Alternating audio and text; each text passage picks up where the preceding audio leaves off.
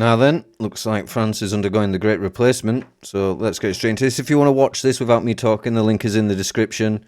But if you're staying past this point, I'm going to presume you want to know what I've got to say, so let's get into In this. France now believe that their country is undergoing a profound demographic shift driven by immigration. Yep, it's true. Same's happening here in Britain. You have to be an idiot to not notice it, or even to think that it's a good idea. I've just reacted to a clip with a woman trying to argue it's a good idea. She's wrong. It's not. That's according to a new poll which found that 60% of French respondents say they believe France is experiencing what is often referred to as a great replacement. It is. It surely is. Much more so than what we are as well. France is like sort of the worst, I would say. France is cooked. Germany not far behind, and then I would say we're maybe in third place.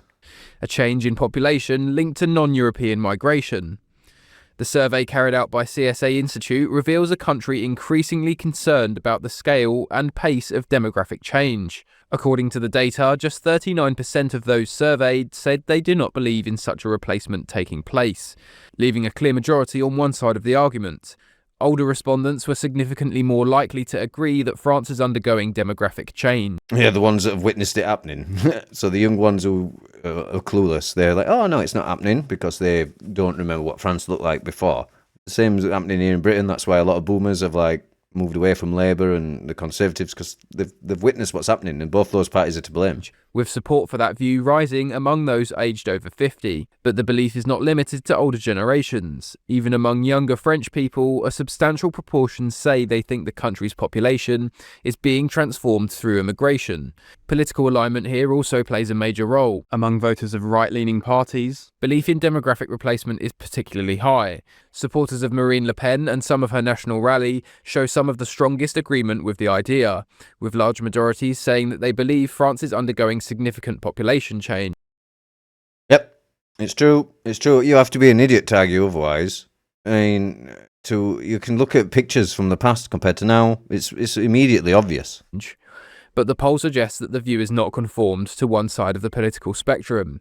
Even amongst centrist and left-leaning voters, a notable share of the respondents expressed similar concerns, indicating that the issue has reached well beyond traditional political divides. The survey also explored attitudes towards migration more broadly. A majority of respondents said they believe there are too many immigrants in France today, reinforcing a long-standing trend in French public opinion. Concerns cited include pressure on public services, cultural change, and questions around integration. France has experienced sustained levels of immigration over recent decades, with significant numbers arriving from North Africa, Sub-Saharan Africa, and the Middle East. Official figures show that immigrants make up roughly 10% of the country's population. Yeah, that's too high. You can't have 10%, man. 10% quickly turns into 15%, when they're breeding like rabbits, and the French, I'm going to presume, are in a similar state. I think they're even worse than the UK, I think. Their birth rates are truly abysmal. Though perceptions among the public often place that figure much higher. A similar pattern can be seen here in the UK, where public concern about immigration has remained consistently high despite fluctuating official figures. Recent polling suggests a significant proportion of Britons believe immigration levels are too high, with the issue... Yep, it's completely true. They are too high. Like, I'm not against all migration.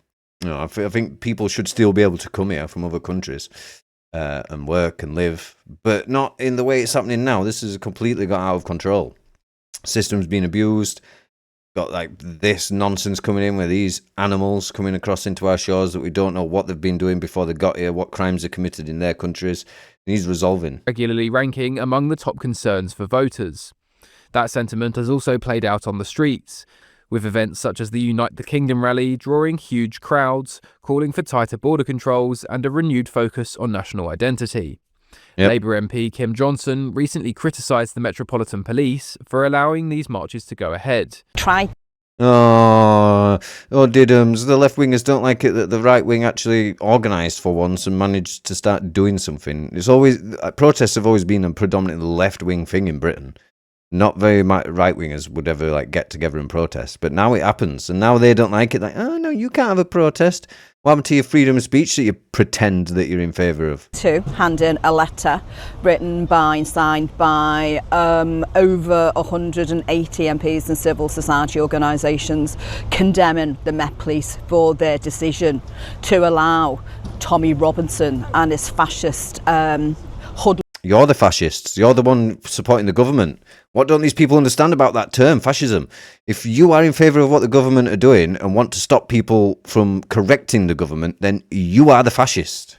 I don't understand what these people don't get about that term. To march on the street of London on the 16th of May.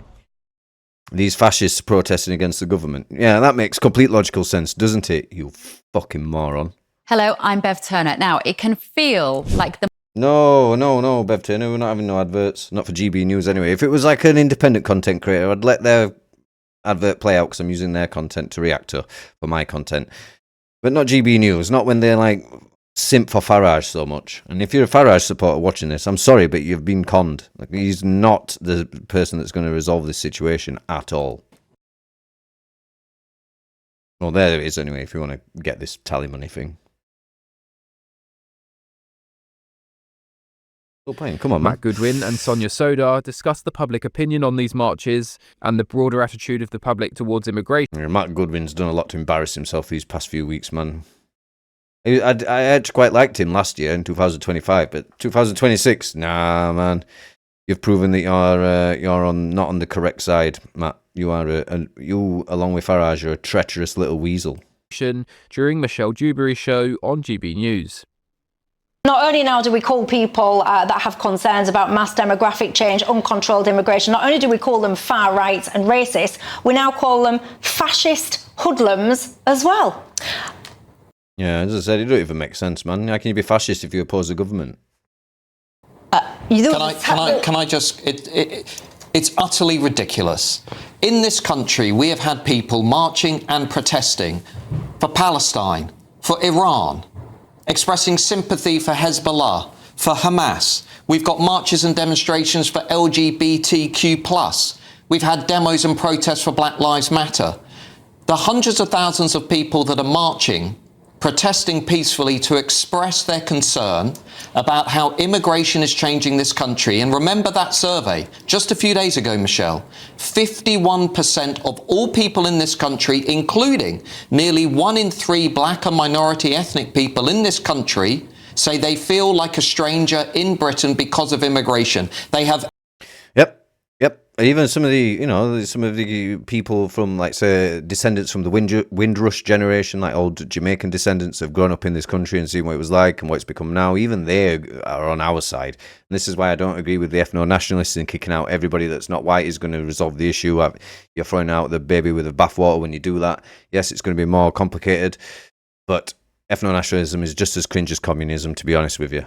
Every right to protest. And we saw it with the flags too.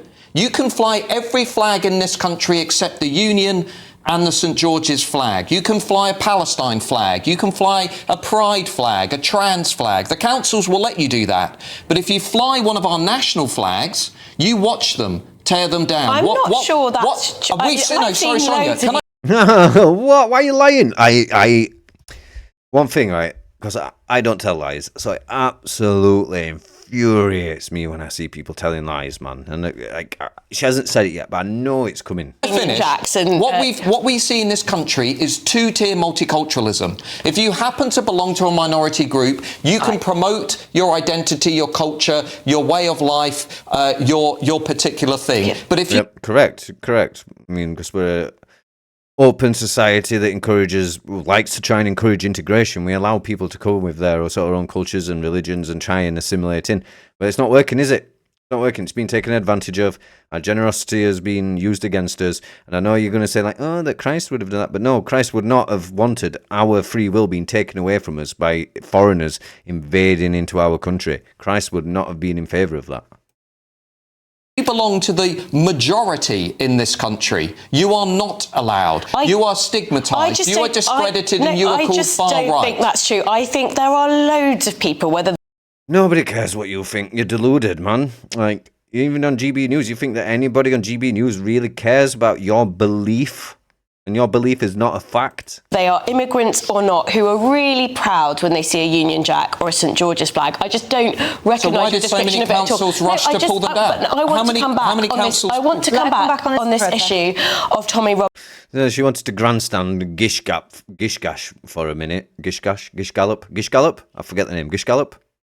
I'll remember it. Either way, she wanted to rant about something sort of semi-related before she got to her actual point. Robinson, because I think Tommy Robinson and his brand of politics goes way beyond concerns about immigration. I think it's toxic. I think his brand of politics is racist. But at the same time, we do live in a democracy where there is... Yeah, the term is Gishgallop, and that's what she was doing.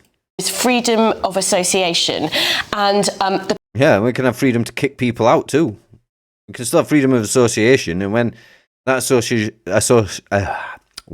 association proves detrimental to the country, we should remove that individual. Police have an obligation. Like if I went to certain other countries, right, and I started prattling around in their political affairs, I would be out at the very best result.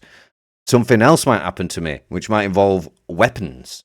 If I started trying to go to another country and get involved in their political system and trying to denigrate the locals, things wouldn't play out good for me. I don't know why we have to put up with it. To allow people to exercise their democratic rights of association, regardless of what we think of their views, unless those views happen to be unlawful. So I don't like Tommy Robinson. I don't like the fact that he is involved with a demonstration in London. Nobody cares whether you like him or not. But I do recognise people have a democratic right to associate, and the police can't do anything about that unless they think that it's going to be an unlawful protest. But can I just say one thing? You do understand how the average person in this country views this issue? We have had years. Let me finish. Can I finish, please? We have had years of protests and demonstrations in our capital city that have been ugly, anti-Semitic. Yep, I mean, I remember back in 2010 when we had the coalition government formed with the Conservatives under David Cameron and Nick Clegg with the Lib Dems, and they broke into the Conservative Party headquarters, and I think a guy threw a fire extinguisher off the roof and he went to jail for it. You know, that was all left-wingers. And that's one that's happened well in the past as well. There's been many, many others, ugly protests from the left-wingers that we've had since then, and we've still allowed them to go ahead. Expressing sympathy for terrorism. I haven't said that the protest shouldn't happen. What I'm saying is I think Tommy Robinson and his brand of politics goes way beyond the average voter's concerns about immigration. We live in a democracy. Of course, Sonia, people can... Which means we can vote out. We can vote to remove people from the country. And I know I keep going to the immigration thing, but I know because this is the protest is regarding mainly unchecked immigration into the country, and some other factors as well, such as like the elites being corrupt. It is mainly immigration that we need to resolve, and that's what the protest is about. So that's why I keep coming back to it, even though she is not addressing it. No. Let me finish now, please. Of course, we live in a democracy. Of course, people can express concerns about immigration. For me, Tommy Robinson goes beyond that. Yeah, I'll leave that one there anyway. The link for this is in the description if you want to watch it without me yabbering on over the top of it. She's cringe. And I'll see you in the next video.